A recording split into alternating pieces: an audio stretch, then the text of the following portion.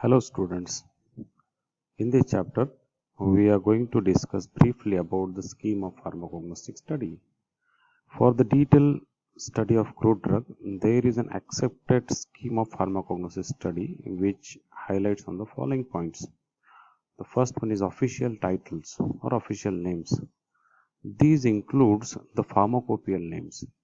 In the globe, there are different pharmacopoeia which have their different names. So all these names can be included in this official title. Second point of the scheme is synonyms. It is also another name of crude drug which are widely used locally or commercially. It is also known to have vernacular name. And then third one is biological origin. So biological origin, it is nothing but the definition of crude drug. It includes the part of the plant which is used along with the botanical name and family. It also includes the minimum % limit of the major active chemical constituents. The fourth point is geographical distribution and history.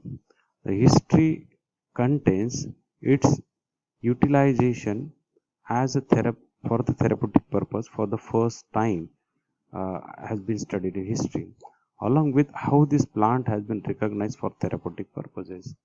In the geographical distribution, the study is focusing on its native or indigenous places along with its commercial cultivation places in the different parts of the world.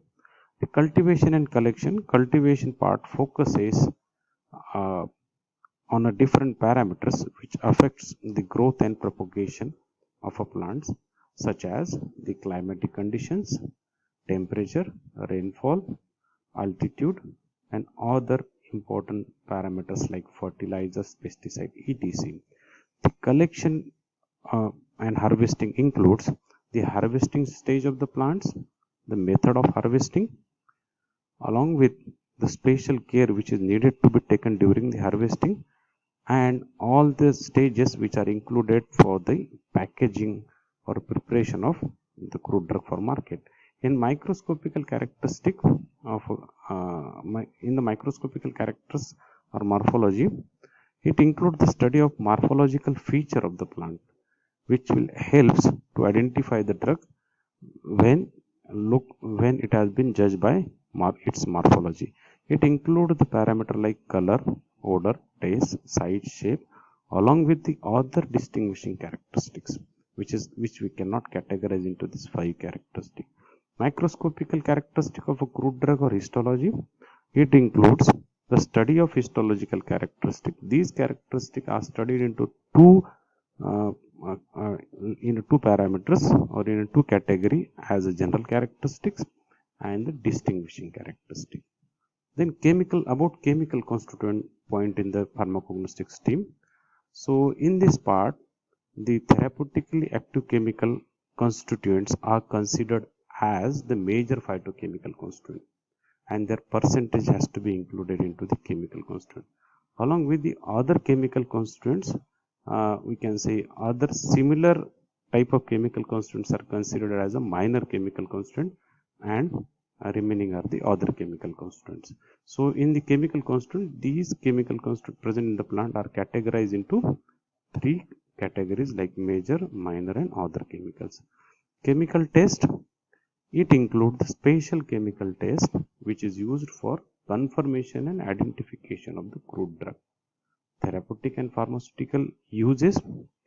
In this part of the scheme, the therapeutic use of the crude drug are mentioned along with the pharmaceutical uses or applications and pharmacological claims. In the last but one part of the scheme, that is commercial varieties, substitutes, and adulterants. Commercial varieties means these are nothing but the varieties which is similar to that of the genuine crude drugs and can be used commercially, so that is commercial varieties. Substituents means these are the other species of the plant which having a similar chemical constituent. Adulterants means they only looks morphologically similar but they are not chemically similar. So in this part, the The commercial varieties and substances are mentioned along with the biological source and the chemical constituents and their percentage of active chemical constituents.